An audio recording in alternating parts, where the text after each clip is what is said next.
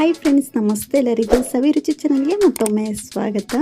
ಇವತ್ತಿನ ರೆಸಿಪಿ ಬಂದು ಹಲಸಿನ ಹಣ್ಣಿನ ಬೀಜದಿಂದ ಗ್ರೇವಿನ ಮಾಡ್ತಾ ಇದ್ದೀನಿ. ತುಂಬಾ ಚೆನ್ನಾಗಿರುತ್ತೆ. ಇದನ್ನು ನೀವು ಚಪಾತಿಗಾಗಿರ್ಬೋದು, ದೋಸೆ, ಪರೋಟ, ಪೂರಿ ಅಥವಾ ರೈಸ್ ಜೊತೆಗೂ ತಿಂದ್ಕೊಳ್ಬೋದು. ಕೆಲವೊಬ್ಬರು ಹಲಸಿನ ಹಣ್ಣಿನ ಬೀಜನ ವೇಸ್ಟ್ ಮಾಡ್ತಾರೆ, ಆದರೆ ಈ ರೀತಿ ಒಂದ್ಸಲ ಹಲಸಿನ ಬೀಜದಿಂದ ಗ್ರೇವಿನ ಟ್ರೈ ಮಾಡಿ ನೋಡಿ, ತುಂಬಾ ಚೆನ್ನಾಗಿ ಬರುತ್ತೆ. ಅದರಲ್ಲಿ ನಾನು ಹಲಸಿನ ಬೀಜದಿಂದ ವಡೆನ ಯಾವ ರೀತಿ ಮಾಡೋದು ಅಂತ ಚಾನಲಲ್ಲಿ ಹಾಕಿದ್ದೀನಿ. ಇಂಟ್ರೆಸ್ಟ್ ಇದ್ದರೆ ಚೆಕ್ ಮಾಡಿ ನೋಡಿ. ಈಗ ಬನ್ನಿ ಯಾವ ರೀತಿ ಮಾಡ್ಕೊಳ್ಳೋದು ಅಂತ ನೋಡ್ಕೊಳ್ಳೋಣ. ಮೊದಲು ನಾನಿಲ್ಲಿ ಸ್ವಲ್ಪ ಹಲಸಿನ ಬೀಜನ ತೊಗೊಂಡಿದ್ದೀನಿ. ಈ ರೀತಿ ಸ್ವಲ್ಪ ಹಲಸಿನ ಬೀಜನ ಜಜ್ಜಿ ಈ ರೀತಿ ಮೇಲಿರುವಂಥ ಸಿಪ್ಪೆನೆಲ್ಲ ತೆಗೆದು ಒಂದ್ಸಲ ಕಂಪ್ಲೀಟಾಗಿ ತೊಳೆದು ಇಟ್ಕೊಂಡಿದ್ದೀನಿ. ಮೊದಲು ಹಲಸಿನ ಬೀಜನ ಬೇಯಿಸ್ಕೊಳ್ಬೇಕಾಗುತ್ತೆ. ಹಾಗಾಗಿ ತೊಳೆದು ರೆಡಿ ಮಾಡಿ ಇಟ್ಕೊಂಡಿರೋಂಥ ಹಲಸಿನ ಬೀಜನ ಒಂದು ಕುಕ್ಕರ್ಗೆ ಸೇರಿಸ್ಕೊಂಡು, ಹಾಗೆ ಸ್ವಲ್ಪ ಉಪ್ಪು, ಅರಿಶಿನ ಸೇರಿಸ್ಕೊಂಡು, ಹಲಸಿನ ಬೀಜ ಬೇಯಿಸ್ಕೊಳ್ಳೋದಕ್ಕೆ ಎಷ್ಟು ನೀರು ಬೇಕೋ ಅಷ್ಟು ಮಾತ್ರ ನೀರನ್ನ ಸೇರಿಸ್ಕೊಳ್ತಾ ಇದ್ದೀನಿ. ಅಂದರೆ ನಾನಿಲ್ಲಿ ಒಂದು 2 ಗ್ಲಾಸ್ ಆಗೋಷ್ಟು ನೀರನ್ನ ಸೇರಿಸಿ ಈ ರೀತಿ ಕಂಪ್ಲೀಟಾಗಿ ಮಿಕ್ಸ್ ಮಾಡಿಕೊಂಡು, ಈಗ ಕುಕ್ಕರ್ ಲಿಡ್ನ ಕ್ಲೋಸ್ ಮಾಡಿ ಒಂದು 2 ವಿಸಿಲ್ ತೆಗೆಸ್ಕೊಳ್ಳೋಣ. ನೀವು ಪಾತ್ರೆಯಲ್ಲೂ ಸಹ ಬೇಯಿಸ್ಕೊಳ್ಬೋದು. ಈ ರೀತಿ ಕುಕ್ಕರಲ್ಲಿ ಬೇಯಿಸ್ಕೊಳ್ಳೋದ್ರಿಂದ ಹಲಸಿನ ಬೀಜ ಬೇಗನೆ ಸಾಫ್ಟ್ ಆಗುತ್ತೆ ಅಂತ.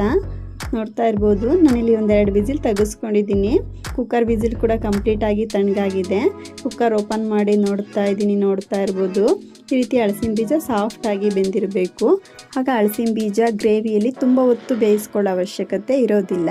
ಇದನ್ನ ಸೈಡಲ್ಲಿ ಎತ್ತಿಟ್ಕೊಂಡಿರೋಣ. ಈಗ ಗ್ಯಾಸ್ ಮೇಲೆ ಒಂದು ಕಡಾಯಿನ ಬಿಸಿ ಇಟ್ಕೊಂಡು ಇದಕ್ಕೆ ಒಂದು 3-4 ಸ್ಪೂನ್ ಆಗೋಷ್ಟು ಎಣ್ಣೆನ ಹಾಕ್ಕೊಳ್ತಾ ಇದ್ದೀನಿ.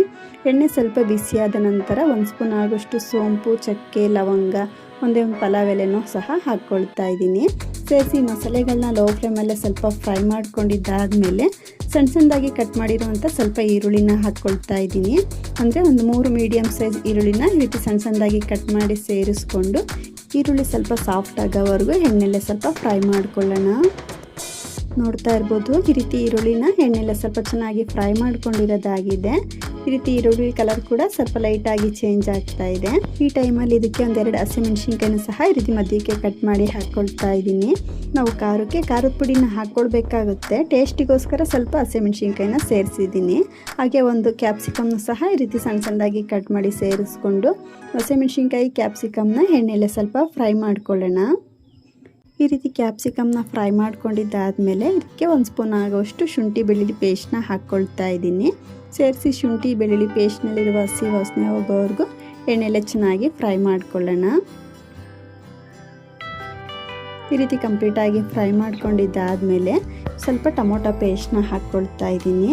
ನಾನಿಲ್ಲಿ ಒಂದು 3 ಟೊಮೊಟೊನ ಈ ರೀತಿ ಸ್ವಲ್ಪ ಪೇಸ್ಟ್ ಮಾಡಿ ಹಾಕ್ಕೊಳ್ತಾ ಇದ್ದೀನಿ. ನೀವು ಇದ್ರ ಬದಲು ಸಣ್ಣದಾಗಿ ಕೂಡ ಕಟ್ ಮಾಡಿ ಸೇರಿಸ್ಕೊಳ್ಬೋದು. ಈ ರೀತಿ ಟೊಮೊಟೊನ ರುಬ್ಬಿ ಹಾಕ್ಕೊಳ್ಳೋದ್ರಿಂದ ಗ್ರೇವಿ ತುಂಬಾ ತಿಕ್ಕಾಗಿ ಚೆನ್ನಾಗಿ ಬರುತ್ತೆ ಅಂತ.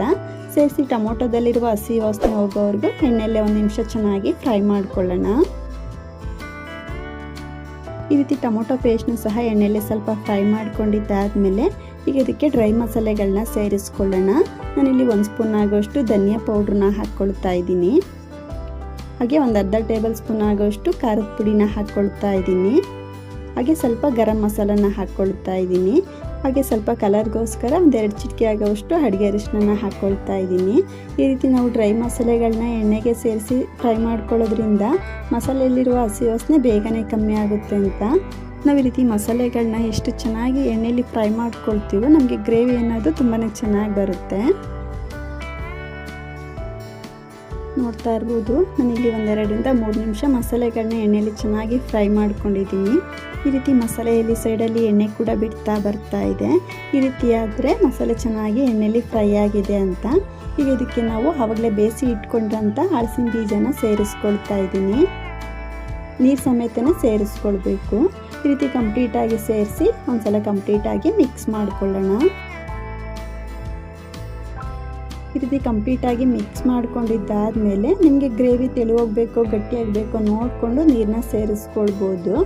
ನಾವು ಹಲಸಿನ ಬೀಜನ ಬೇಯಿಸಿ ಹಾಕ್ಕೊಂಡಿರೋದ್ರಿಂದ ತುಂಬ ಹೊತ್ತು ಬೇಯಿಸ್ಕೊಳ್ಳೋ ಅವಶ್ಯಕತೆ ಇಲ್ಲ. ಹಾಗಾಗಿ ಜಾಸ್ತಿ ನೀರನ್ನು ಕೂಡ ಹಾಕ್ಕೊಳ್ಳೋಕೆ ಹೋಗಬಾರ್ದು. ಟೊಮೊಟೊ ರುಬ್ಕೊಂಡ್ರಂಥ ಜಾರಿಗೆ ಸ್ವಲ್ಪ ನೀರನ್ನ ಹಾಕ್ಕೊಂಡು ಸೇರಿಸ್ತಾ ಇದ್ದೀನಿ. ಹಾಗೆ ರುಚಿಗೆ ತಕ್ಕಷ್ಟು ಉಪ್ಪನ್ನ ಸಹ ಹಾಕ್ಕೊಳ್ತಾ ಇದ್ದೀನಿ. ಸೇರಿಸಿ ರೀತಿ ಕಂಪ್ಲೀಟಾಗಿ ಮಿಕ್ಸ್ ಮಾಡಿಕೊಂಡು ಒಂದು 5 ನಿಮಿಷ ಹಲಸಿನ ಬೀಜನ ಮಸಾಲೆಯಲ್ಲಿ ಬೇಯಿಸ್ಕೊಳ್ಳೋಣ. ನೋಡ್ತಾ ಇರ್ಬೋದು, ಒಂದು 5 ನಿಮಿಷ ಚೆನ್ನಾಗಿ ಕುದಿಸ್ಕೊಂಡಿರೋದಾಗಿದೆ.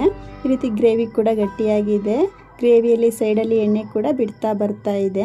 ಈಗ ಇದಕ್ಕೆ ಕೊನೆಯದಾಗಿ ಸಣ್ಣ ಸಣ್ಣದಾಗಿ ಕಟ್ ಮಾಡಿರುವಂಥ ಸ್ವಲ್ಪ ಕೊತ್ತಂಬರಿ ಸೊಪ್ಪನ್ನ ಸೇರಿಸಿ ಮಿಕ್ಸ್ ಮಾಡ್ಕೋತು ಅಂದರೆ ತುಂಬಾ ಸೂಪರಾದಂಥ ಹಲಸಿನ ಬೀಜದ ಗ್ರೇವಿ ಅಥವಾ ಗೊಜ್ಜು ರೆಡಿನೇ ಆಗೋಗ್ಬಿಡುತ್ತೆ.